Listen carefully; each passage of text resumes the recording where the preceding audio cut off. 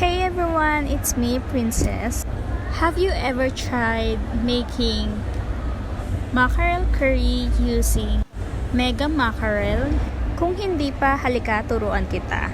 Because this mega mackerel sardines is perfect for meat substitute. Hello eaters! Welcome back to my YouTube channel. Welcome to Princess Kitchen page. Please like and subscribe to my YouTube channel and don't forget to follow my page at Princess Kitchen page. For today's video, I'm going to teach you how to do a mackerel curry. So this is one of affordable dish, easy dish. So guys, if you want to know about it, just keep on watching. So yung recipe natin for today, hindi lang siya basta masarap, hindi lang siya basta affordable, but ito ay siksik sa omega-3 plus sobrang sarap ng sardines na to.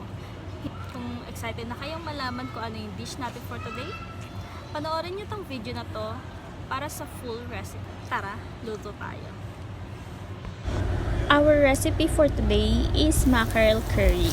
We're going to use mega mackerel in natural oil. So first, prituhin muna natin yung ating mga potatoes.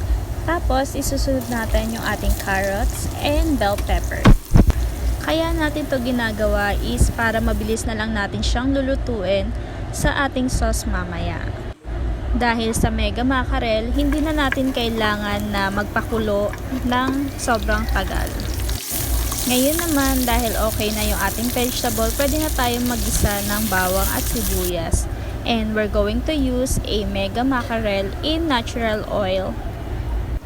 Kaya gustong-gusto ko ang mega mackerel is first, sobrang fresh nung isda na ginamit dito, and secondly, malalaki yung hiwa ng isda. Kitang-kita nyo naman yung isda, sobrang malalaki at sobrang siksik. So it's really worth of price when you use mega mackerel sardines. Since curry nga yung ating dish for today, so maglalagay lang tayo dito ng curry powder. Then isisunod rin natin dito yung ating pepper. Sa pampalasa naman, gumamit lang ako dito ng chicken nor cubes. Isang peraso lang. Then for fiber, more veggies, nag-add lang ako dito ng green chili and bell pepper. Then after that, ilalagay na natin yung ating coconut milk. Then now, takpan lang natin siya and let it simmer for 2 minutes. Hindi na natin siya kailangang lutuin ng matagal dahil malambot na yung ating isda. So, lastly, we can put yung ating vegetable na sinet aside.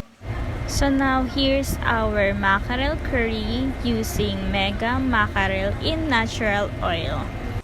This is so easy to prepare, affordable, and of course, so many ways to prepare the mackerel sardines. So guys, if you enjoyed this recipe, please like and subscribe to my channel, and don't forget to follow my page at Princess Kitchen page. Thank you so much for watching, and see you in my next cooking video. Bye!